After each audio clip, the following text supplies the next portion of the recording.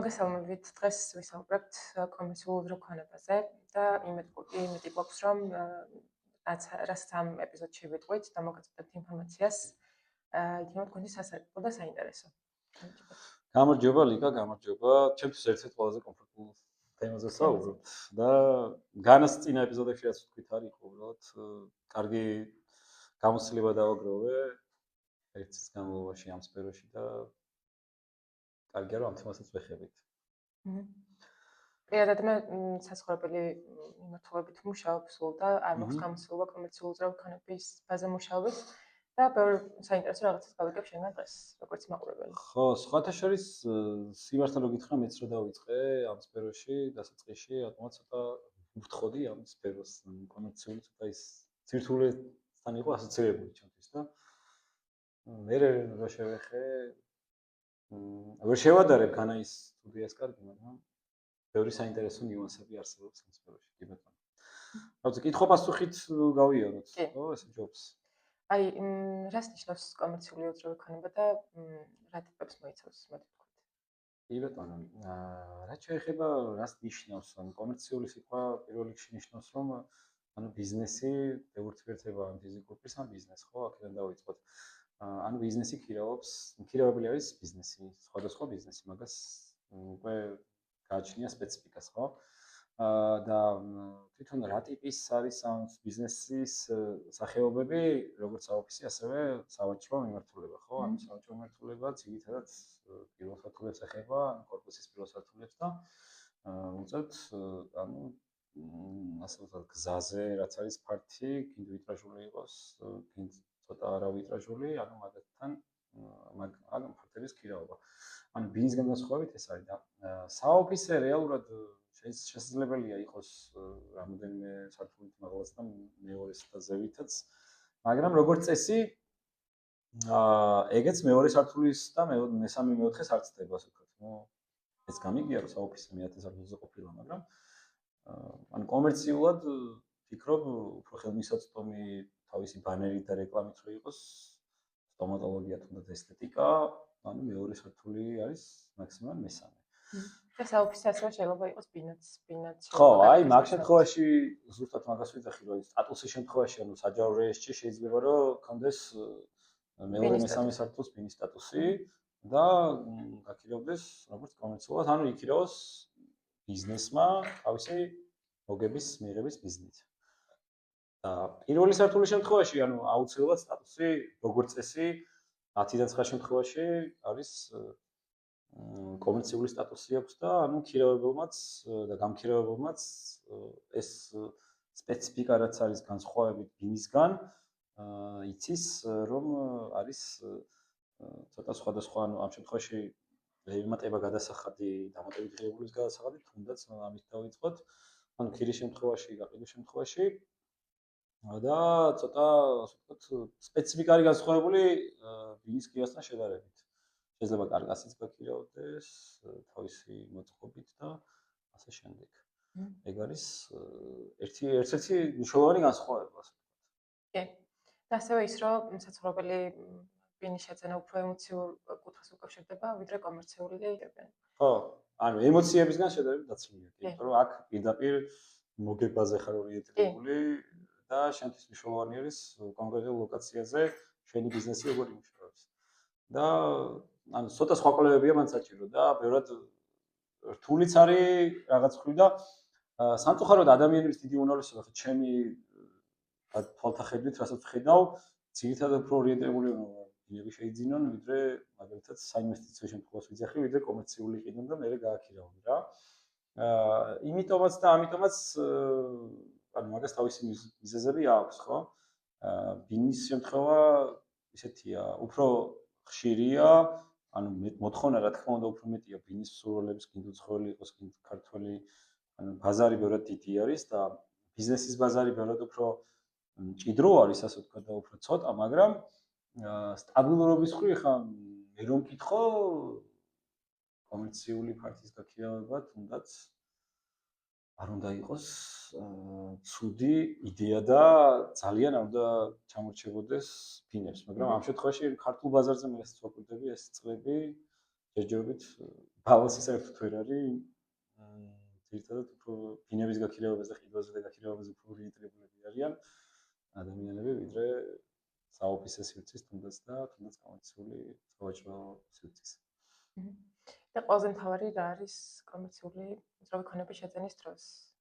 აი, შეძენის დროს ზოგადად ფინ გაქირავების შემთხვევაში, მაგრამ შეძენაზე რო ვისაუბროთ, ყველაზე მნიშვნელოვანი ჩემის აზრით, ანუ აქ აი ყველაზე დიდი მნიშვნელობა ენიჭება ლოკაციას, თვითონ კორპუსის სად არის, თვითონ კორპუსის მდგომარეობას, ვიზუალურ მნიშვნელობას, აი ჩვენ მაგალითად ბინა გვინახავს, რომელიც ბინა არის ძალიან კარგი, მაგრამ იმდებარედ თუნდაც არ არის მოპირკეთებული კომერციული სივრცე, ხო?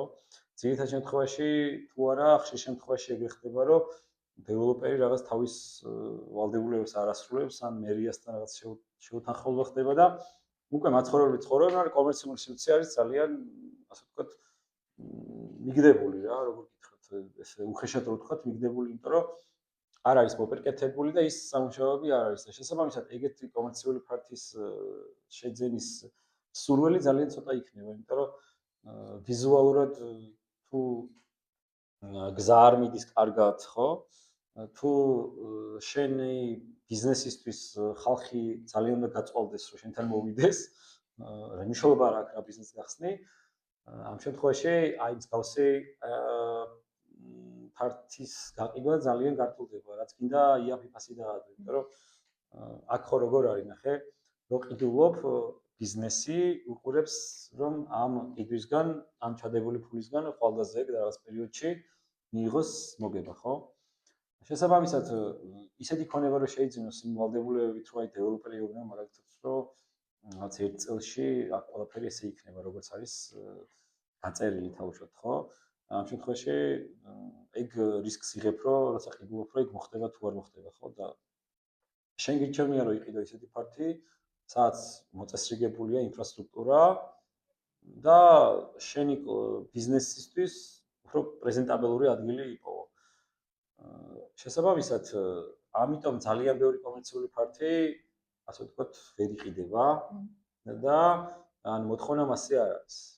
ან მე მქონია ახლა შემთხვევა, რომ ძალიან კორპუსი კარგად გამართულია, ვიზუალურადაც გამაზია, ადგილიც ცენტრალური ქუჩაზეა, მაგრამ ანუ კომერციულ ფართის მიმართ მოთხოვნა არ არის.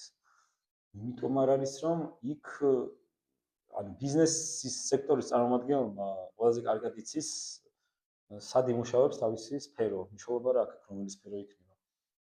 შესაბამისად, ისეთ ადგილას კი კარგია, რომ კორპუსი ყველაფერი გაკეთებულია, მაგრამ ანუ ის თავის მოთხოვნები რაც არის, იმას არ აკმაყოფილებს. შესაბამისად, მან ყველაზე მნიშვნელოვანია თვითონ მშენებელმაც ან ყიდველმაც ვინც იყიდეს კომერციულ ფართს, მნიშვნელობა მიანიჭოს მაგ დეტალებს, რომ რამდენად იქნება ბიზნესის კუთხიდან ეს ხელმისაწვდომი და მოსაწონი. ანუ ამაზე აქცენტი უნდა გააკეთოს ყველა მყიდველმა, რომ შეიძლება შენი გადასახედიდან ესე ჩანდეს, მაგრამ ზუსტად შენ გინდა რომ გაყიდო კარგფაში, ხო, მაგალითად გამყიდველმა, მაგრამ ყიდველისთვის ბიზნესის კრიტერიუმები ბევრად უფრო რთულია და ბევრ კომპონენტს მოიცავს. აი ამ კომპონენტებს უნდა აკმაყოფილებდეს ახლა და მეც ახლა რო გითხრა და ჩამოვთვალოთ, აი ეს ამდენი კომპონენტი იქნება ძალიან რთული იქნება, იმიტომ რომ კონკრეტულ ლოკაციაზე კონკრეტული ის არის, აი კიდის უჯრედი მინიმუმ, ხო, თუნდაც სამფაზიანი დენი, ან ბევრი ისეთი დეტალია, იქ მეზობლის უკმაყოფილება, რომ აი ეს ბიზნესი არ იყოს ჩვენთან, ან კლუბი თუნდაც, ან ბარი, ხო? ან ბევრი ისეთი დეტალია, რაზეც რთულია, მაგრამ ანუ კონკრეტულად უნდა კონდეს ორიენტირება გამყიდველს, ამ კომერციული ფართის მიპატრონეს, რა ბიზნესი შეიძლება და მან მოერგოს და რაზე უნდა კონდეს გათვლილი. სანამ იყიდეს ფართს, მაგალითად, აი კონკრეტულად წარმოდგენილი კონდეს, რომ აი აქ რა უნდა გაიხსნას. აი, თუნდაც შეიძლება პირველ საათზე საოფისე ფართის გაიხსნას, ეგეც საერთოდ არ არის პრობლემა, ხო ხდებით? უბრალოდ მე მქონდა ახლა მაგალითად 2 წლის უკან ეგეთი შემთხვევა, ჩვენმა კოლეგამ მეგობარმა მიგვიყვანა ერთ-ერთ ფართში და აი როგორ გითხრა, ძალიან იაფად ქონდა ნაყიდი მიპატრონეს ეგ ფართი და ანუ პრეზენტაცია რო წარმომიდგინა, ან ყველაფერი კარგად ჩანდა და მე ხა ისეთი მინუსები დავინახე იქ, რასაც ძირითადად მე პატრონი არ ხედავს ხოლმე რა, იყიდა შედარებით იაფად სანამ კორპუსი აშენდებოდა და აი აქტუალურად შემოვიდეს აქ ბიზნესი კონკრეტულად აი რაღაც ბიზნესები ჩამომითვალა და მე ვუთხარი ისეთი კრიტერიუმები რაც ვიცი რომ ამ ბიზნესთან მიმუშავია და ვიცი მათი მოთხოვნები რაც არის ეს მომცად ხო და მაგას ეგეც მნიშვნელოვანია ნახეთ შესაძლებელია რომ ჩეველის სახით ისეთი შუამავალიან აგენტი მოძებნოს იმ დროს თუნდაც ყიდვის დროს რომ კონკრეტული მისიით როცა ყიდულობს რომ მე უნდა გააქირავოს ან გაყიდოს რაღაც პერიოდის მერე ჯობს რომ ისგან რჩევა მოიწმინოს კვალიფიციური ასე ვთქვათ. მაგას ჩვენ წინა ეპიზოდებში შევეხეთ, რამდენად მნიშვნელოვანია ჩვენი ჩართულობა, ხო? და აი კომერციულ ფაქტთან დაკავშირებით ცოტა შეზღუდული რაოდენობის აგენტები მუშაობენ ასე ვთქვათ და ამ აგენტებს შორისაც კიდევ შეიძლება რომ იყოს განსხვავება თავისი გამოცდილებით, იმიტომ რომ არის ხედვა არის მნიშვნელოვანი შენ რომ კომერციულ ფაქტს ყიდულობ, ანუ რისთვის გინდა რომ მე გაყიდო, აი რა ბიზნეს უნდა იმუშაოს, აი მხოლოდ აი 1000 დოლარად ვიყიდე და 1200-ად როგორ უნდა გაიყიდოს ეგ კვადრატული ხო თუნდაც ან 1500-ად. ამდენი წელი გავიდა კორპუსი აშენდა და მე რო ვიყიდე კარკასი იყო მაგალითად. აი იგივე შემთხვევა იყო ის წეღანაც გითხარი და გავიდა 2 წელი და გამახარება ქონდა აი ძალიან სუდი კი არა, არ თქონდა, იმიტომ რომ თვითონ მისასვლელად კიბე იყო ასასვლელი, ანუ გზაზე მოხრეშილი იყო, ვერც ახვიდოდი, ლოკაცია ნუ ორთაჭალაში იყო, აი ამასაც ვიტყვი, მაგრამ ხო გეუბნები, აი მანდ იმდენად სპეციფიკა რომ ბინა რაც გინდა იყოს, ეხლა რაც გინდა ცუდი იყოს, თავის ფაში რაღაცას მაინც გააქირავებ, ხო? და კომერციული შეიძლება უბრალოდ კონდეს წლები და არცეთ ბიზნესში არ. ხო, თავით გაყიდო. და გაყიდო მით უმეტეს. სხვა შორის აი კომერციულზე ერთი რაღაც მინდა და ზუსტო რომ გაყიდვის შემთხვევები ბევრად უფრო იშვიათია ხოლმე და ძირითადად დიდი ბიზნესიც რო ავიღოთ, აი ყველაზე დიდი აღარ ჩამოთვლი ხარ რომელი არის, მაგალითად საავტოებო ქსელია თუ მარკეტების ქსელია, მაგრამ ანუ რატომღაც ამ ადამიანებსაც რაც გინდა დიდი რესურსი ქონდეს კომპანიას, ურჩევნიათ რომ იქირავონ და იყიდონ. აი კომერციულში ეგ არის უფრო განსხვავება, ანუ ყიდველი მაგალითად კომერციულში ბევრად უფრო ცოტაა. იმიტომ რომ შეუძლიათ რომ ქირის შემთხვევაში რაღაც ლოკაცია ასე ვთქვათ გატესტონ, არ იმუშაოს და გადავიდეს სხვაგან. და ამიტომ ერიდებიან ყიდვას, იმიტომ რომ მე თუ ვერ იმუშავა იქ ბიზნესმა, თვითონ ქონება აქვს და ჭირდებათ მე მაგის გაყიდვა, ხო? ამ შემთხვევაში ქირა უფრო მუშაობს ხოლმე, იმიტომ რომ რაღაც პერიოდით დატესტავენ ასე ვთქვათ ადგილს და ყიდვის შემთხვევა უფრო იშვიათია. მაგრამ ის დეტალები ახლა რა თქვი, ორივეზე მუშაობს, ყიდვაზეც და ქირაზეც. და აქვე მაშინ ვისაუბროთ, რამდენად მნიშვნელოვანია მოიჯარე. აი მოიჯარის მნიშვნელობას რაც შეეხება, მოდი ესე ვთქვათ, შენ რო ეხლა მაგალითად გამქირავებელი ხარ და აქირავებ კომერციულ ფარტს, შენ გიჭირდება ფიქრობ სტაბილური მქირავებელი. ანუ ეხლა ბინის შემთხვევაში იგივეა, ხო? აი ერთწლიან კონტრაქტს გეუბნება, ხო, ქირავობ და 2 თვეში რომ მიდის, შენ პრობლემა გაქვს, ხო?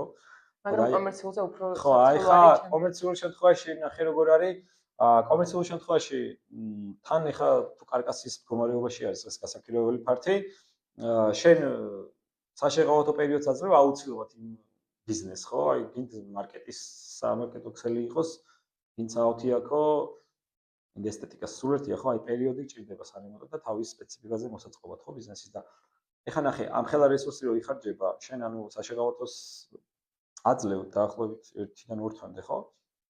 და ადამიანი რო გეუბნება 5 თვეში ვერ ვიმუშავე და წავედი, ანუ შენ ამ ხელა ზარალს.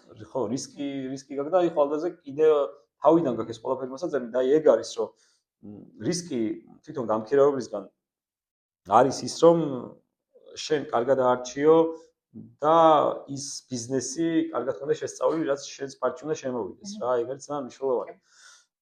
და ძირითად შემთხვევაში საქართველოში ეგეც სტაბილურობა ცოტა რთულია ხოლმე, ну, არსებობს სტაბილური ბიზნესები, რომელიც 20 წელზე მეტია მაგალითად არსებობს, მაგრამ ყოფილა ეხლა ჩვენ შემთხვევაში ყოფილა მაგალითად მეც მაგას ძალიან ისე დეტალურად ვეკითხები ხოლმე, როცა სანამ შევთავაზებ ფარტს, იმიტომ რომ აი რა ბიზნესია, რამდენი ფილიალი აქვს, მე რამდენს ამატებენ, ეხლა იწყებენ. ანუ იმდენ მნიშვნელოვანი დეტალია მანდ რომ მე პატრონი ძალიან აუნწურავ ინფორმაციას ჭირდება, რაც ბიზნეს გაქირავების შემთხვევაში გავსი არ ხდება, ხო?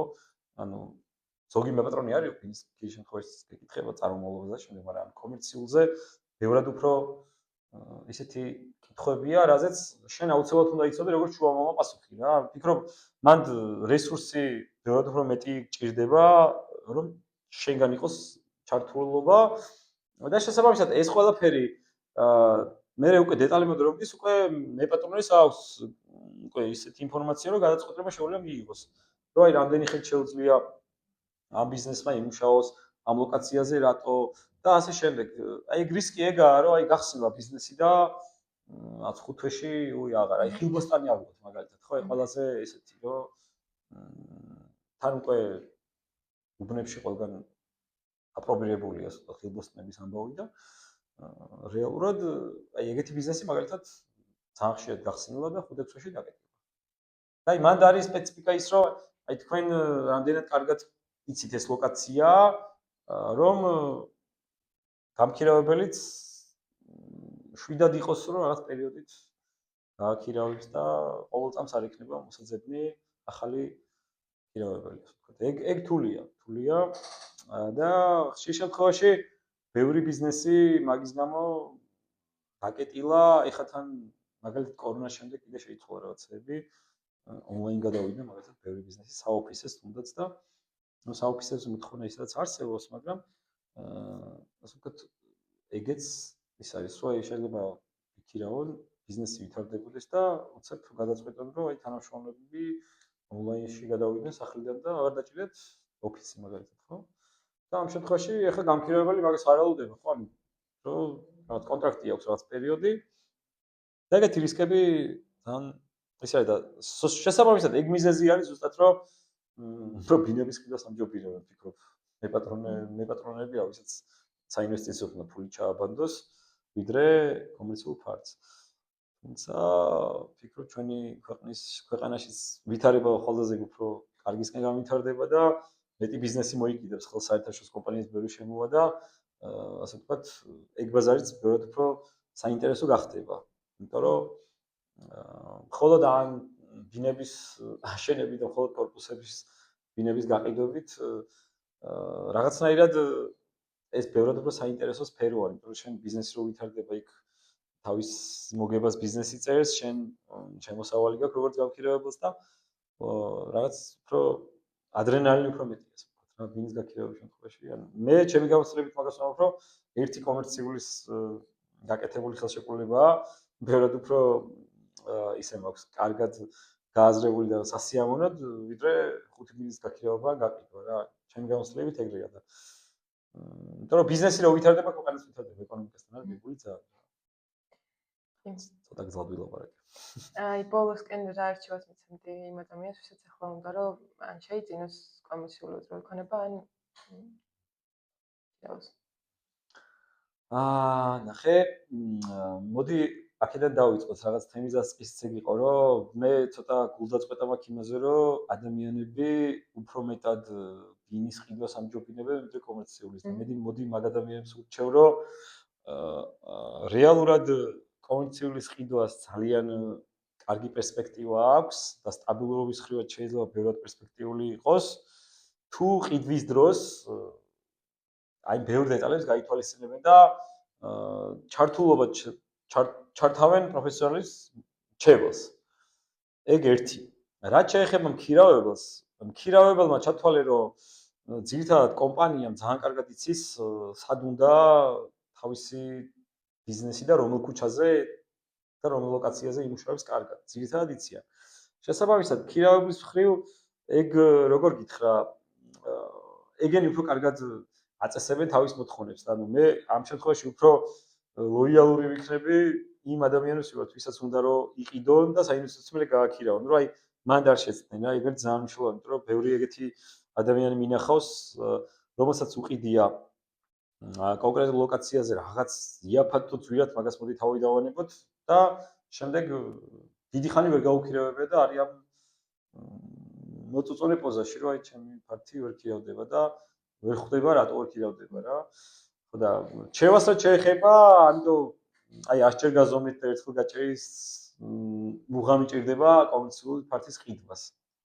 და რაც შეეხება მქირავებლებს, მქირავებლის განსაზღვრას ახლა ბიზნეს გააჩნია, ახლა მარკეტერმა მაგალითად ქსელებმა თვითონ თავის თანამშრომლებს ყავდა ძალიან კარგად იციან კონკრეტულად სადაც ყოფთ, რა ადგილას იციან, განსაზღვრული აქვთ კვლევა აქვს ჩატარებული და იციან როგორ იმუშავებს კონკრეტული მაღაზია იქ ხა და ახლა სილამაზის სალონსაც შეეხება ესთეტიკას და კიდევ რა ვიცი სტომატოლოგიას და ეგეთ ბიზნესს ეგ უკვე ცოტა თავის ნიშაზე მორგებულ ლოკაციაზე ეძებეთ და ასე ვთქვათ ეგ ჩემგან რჩევა ისეთი იქნება ცოტა ზედმეტად ჩარეված გამომივა, იმიტომ რომ დარწმუნებული ვარ, როცა ბიზნესი გაქვს რაღაც პერიოდის განმავლობაში 5 წელია თუ 10 წელია, სულ ერთია თუ 2 წელია, უკვე საკუთარი გამოცდილებები დაგროვული აქვს იმ ადამიანებს და იმით ჩვენზე კარგად იციან და ჩვენზე კარგად იციან, სად უნდა იქირავო და ან მე უფრო აი ყიდველებს ასე ვთქვათ მეგობრულად ვეტყოდი, რომ კარგად შეარჩიონ ის ადგილი, სადაც უნდა გაყინონ, მაგრამ ანუ მაგის გამო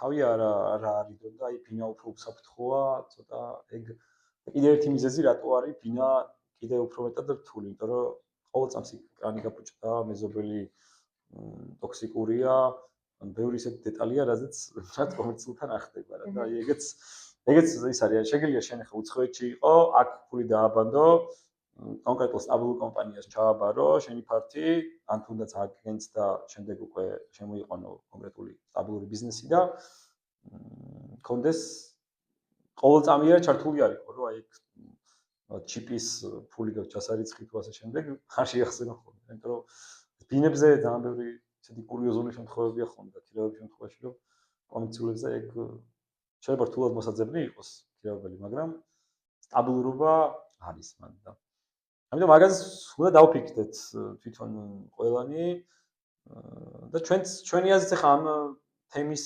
წამოწევაც ეგ იყო რომ რაღაცნაირად ჩემი გამოცდილებით ცოტა მგზავნკლევი გავხდე რომ აი ეგრეც არ ვთხოვდეთ ამ საკითხს და კომერციული არც ეს ცუდია პირიქით თუ მითხავ ცოტა ბიზნესის ხედავისაც აქვს შეიძლება ამ პირველსაც ძალიან საინტერესოა მადლობა თასო მეც ბევრი რამე გავიგე შენი საუბრიდან და იმედი გვაქვს რომ მოეწონებათ მოგულსაც ეს ეპიზოდი. კი ბატონო. კითხვები თუ გექნებათ კომენტარებში დაგეულდებით აუცილებლად და გაგცემთ პასუხებს. კი ბატონო და კიდევ ერთხელ რაც ახლა გავლეთ და ჩავწერეთ მე რამდენი ეპიზოდიც არის მე მადლიერება მინდა გამოვხატო თვითონ იმ ადამიანებს ვინც შეგვაფასა პირად მიმოწერებში და ჩემი შრომის გითხრა თავისი კორექტივები შეიტანა და მე ერთი რაღაც მინდა ვთქვა რომ ჩვენ ამ ყველაფერს ვაკეთებთ იმისთვის რომ კიდევ ერთხელ განმეორდები როდესაც ვაკეთებთ რომ ადამიანების ცნობიერება ბევრად ხელმისაწვდომი გახდეს ჩვენც გაგვიცნოთ მოგვისმინოთ შეიძლება ეხლა 20 წუთი და 25 წუთი ამ ყველაფერს მოსმენა არც ისე ადვილი იყოს და შეიძლება ამ წუთას არ გაინტერესებთ ეგ საკითხი, მაგრამ აი ეგ მე საქმეზე რომ მიდგება, შეიძლება ჩვენი ორი სიტყვა ძალიან მნიშვნელოვანი აღმოჩნდეს თქვენი გადაწყვეტილების მიღებაში და აი ჩვენი აზრიც ეგაა, რომ ვიყოთ თქვენი მეგობრები და ერთმანეთის გასაუმჯობესებლად და ჩვენი გამოცდილებები გავაზიაროთ. შესაბამისად, რაღაც ისე არ გაგვიგოთ მსმენელებმა, რომ ვამძიმებთ ამ YouTube პლატფორმას და ვიმოძღვრებით არა. ხო და რა ვიცი, ჩვენ გავაგრძელებთ ამ ყველაფერს და მართლა მოგწერეთ, გითხარით რა შეიძლება რომ უფრო მნიშვნელოვანი იყოს თქვენთვის და რაზე მოვერკოთ. განჩენი მომავალ შეხვედრამდე.